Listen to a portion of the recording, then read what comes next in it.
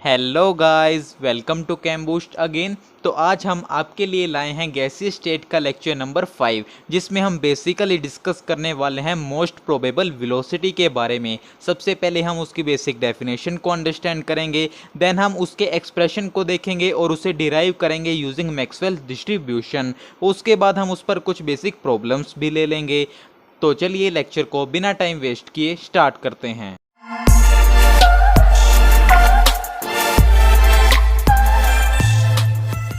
तो चलिए dear students, साथ साथ नोट भी कीजिएगा और समझें भी। सबसे पहले हम डिस्कस करने वाले हैं मोस्ट प्रोबेबल वेलोसिटी को, जिससे हम अल्फा और सीएम से भी डिनोट करते हैं। तो आइए सबसे पहले हम इसकी डेफिनेशन देखते हैं। The most probable velocity of a gas at a particular temperature is the velocity possessed by the maximum fraction of the total number of molecules at that temperature। यानी हमारे पास एक पर्टिकुलर टेम्परेचर पर most probable velocity क्या है gas की, ये वो वेलोसिटी है जो maximum fraction of the total number of molecules possess करते हैं। इसे हम किससे डिनोट करते हैं? अल्फा से। और अल्फा इक्वल होता है under the root 2RT divided by capital M. R यहाँ पर क्या होता है? Gas constant. T absolute temperature, capital M mass of the gas. तो ये थी मोस्ट प्रोबेबल वेलोसिटी की बेसिक डेफिनेशन। तो आप इसे नोट करें, फिर हम इस एक्सप्रेशन को डिराइव करेंगे using Maxwell distribution of velocity.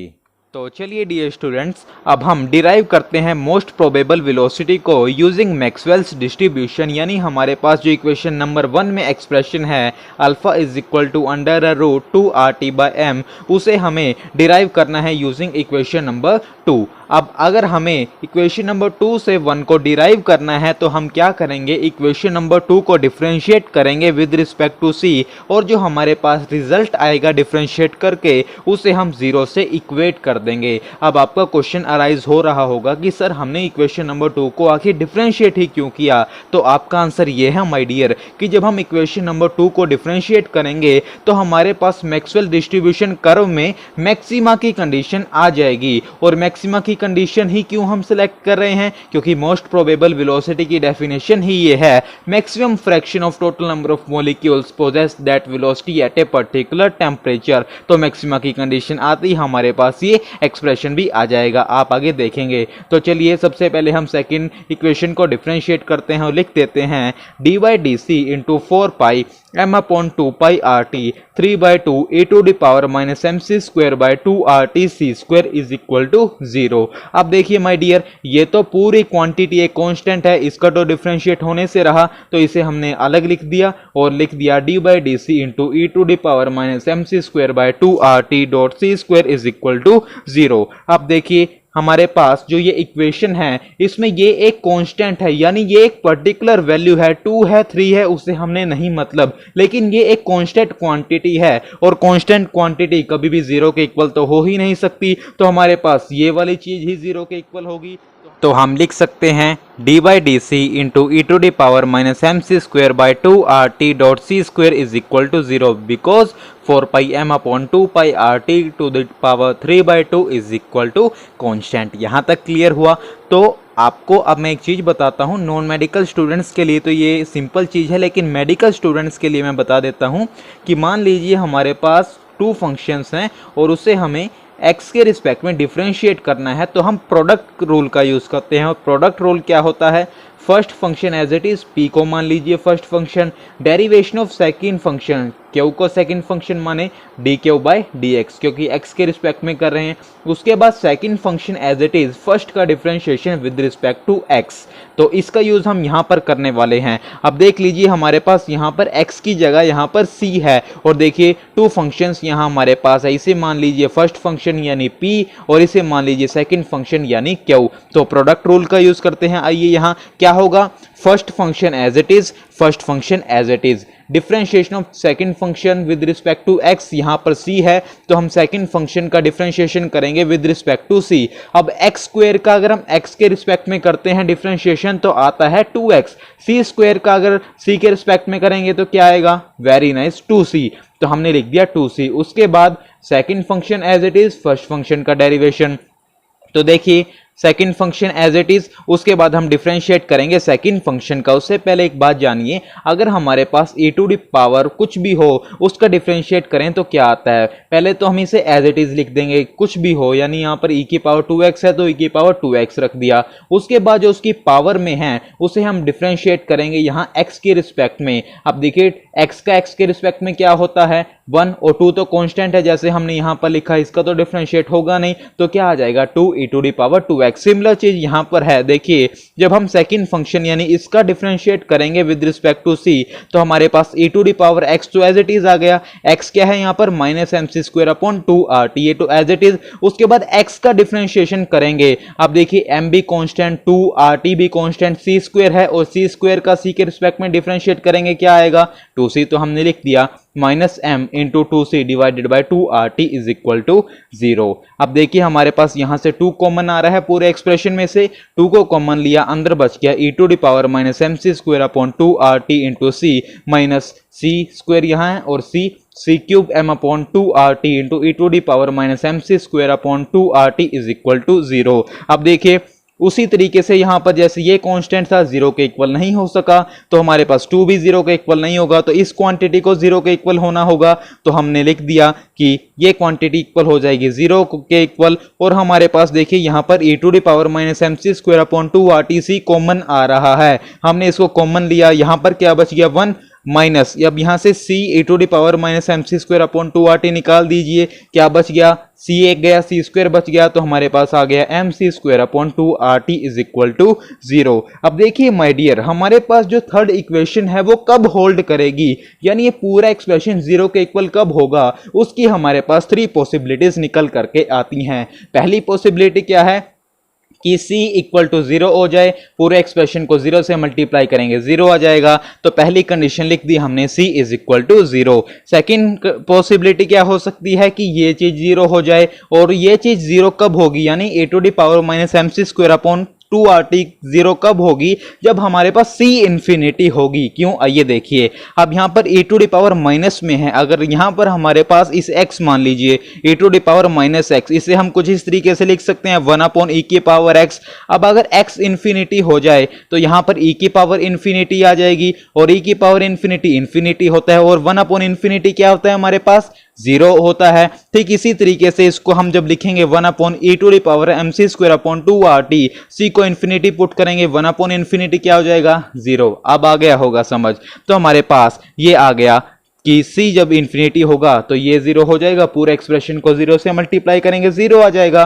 Third possibility क्या हो सकती है माय डियर, जब हम इसको 0 रखें यानी 1 mc²/2rt इज इक्वल टू 0 हो, तो हम इसे लिख सकते हैं mc²/2rt इज इक्वल टू 1, इसको इधर ले जाते हैं c² आ जाएगा 2rt/m, यहां से अंडर रूट लेते हैं, c आ जाएगा अंडर द रूट 2rt/m, यानी हमारे पास क्या आ गई velocity c is equal to √2rt/m, और यही तो हम डिराइव करना चाह रहे थे माय डियर। तो आ गया ना मैक्सवेल डिस्ट्रीब्यूशन से ये एक्सप्रेशन। तो अब देखिए हमारे पास जो है 2 कंडीशन है, यानी वेलोसिटी 0 हो और वेलोसिटी इंफिनिटी हो, यानी मैक्सिमम हो। अगर आपको याद हो मैक्सवेल डिस्ट्रीब्यूशन कर्व में हमने देखा था कि ऐसे बहुत ही कम मॉलिक्यूल थे जिनकी वेलोसिटी बहुत ही कम या बहुत ही ज्यादा हो, तो मतलब ये 2 कंडीशन किसको बताती है, मिनिमा, यानी हमारे पास बहुत ही ऐसे कम मॉलिक्यूल हैं जिनकी वेलोसिटी या तो बहुत ही लो हो या बहुत ही हाई हो। जिन्होंने पिछला लेक्चर देखा है वो इसे कैच कर पा रहे होंगे, और हमारे पास ये वाली कंडीशन मैक्सिमा की होगी क्योंकि ये मिनिमा की है,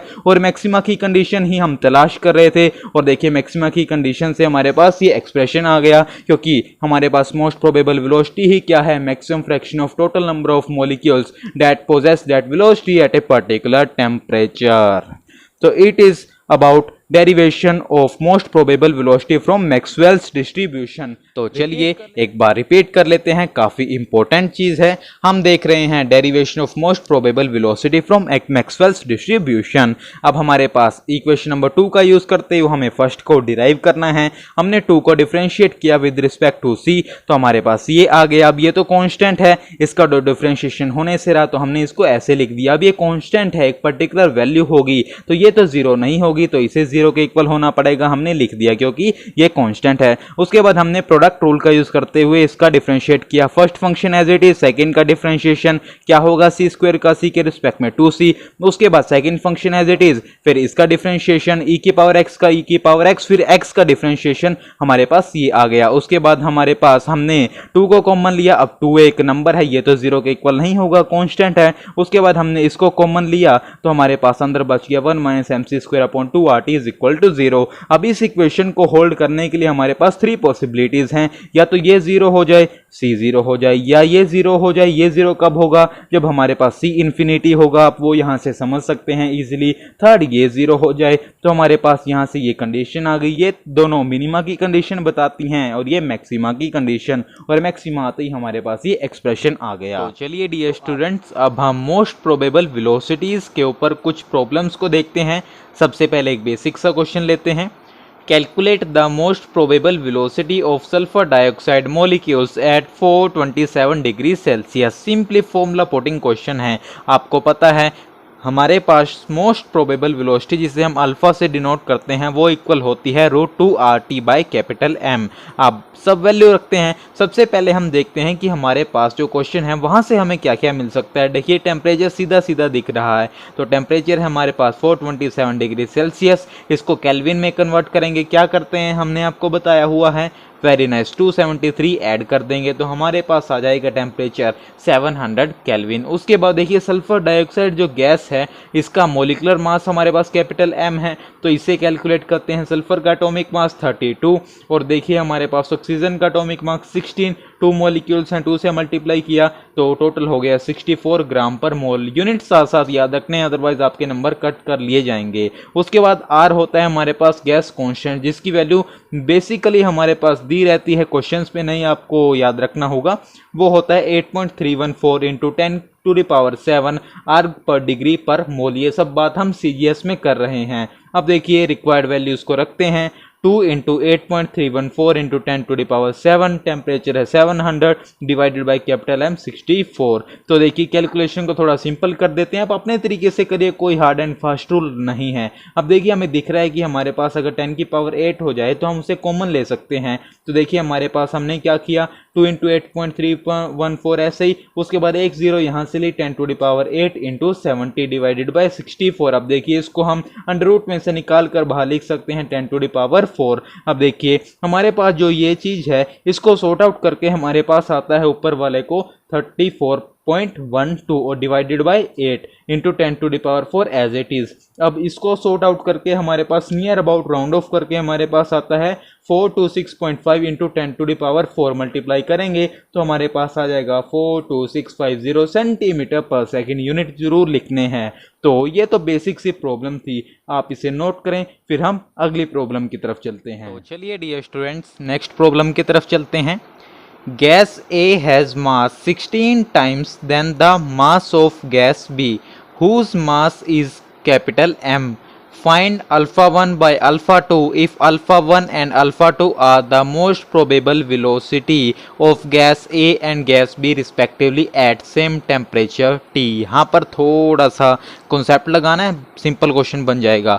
अब मान लीजिए गैस बी के केस में हमारे पास अल्फा 2 है, मोस्ट प्रोबेबल वेलोसिटी वो किसके इक्वल होती है हमारे पास, अगर हम बात करें √2RT divided by capital M, क्योंकि हमारे पास यहाँ दिया हुआ है टेम्परेचर T है और इसका मोलिकुलर मास है कैपिटल M गैस का। अब देखिए हमारे पास अल्फा 1 की अगर हम बात करें तो क्या कहा गया है कि गैस A का मास 16 टाइम्स है than the mass of gas B, यानी हमारे पास टेम्परेचर तो सेम है 2RT डिवाइडेड बाई 16M। अब देखिए हमारे पास 16 को अगर कॉमन ले तो क्या आ जाएगा, रूट लें अगर इसका तो वो आ जाएगा 1/4 √2RT divided by capital M।